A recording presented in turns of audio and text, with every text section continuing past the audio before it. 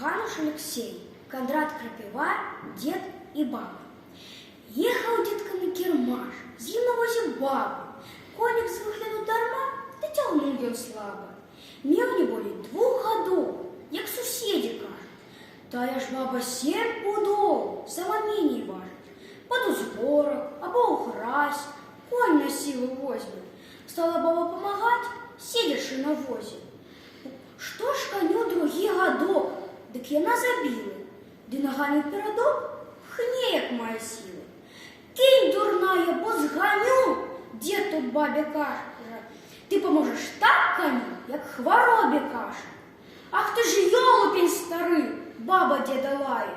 Стой же тут, хоть ты з гори, мне беда малая. Потім гоп яна з колес сілили дороги, а коня шорт понес. Дзе ўзяліся ноги? Во установах часам ёсць. Вось такія ж бабы, здацца і робіць яны штось, а і справы слабы. Дык такая не ўцячэ, скажам ёй нарэшце. Мо без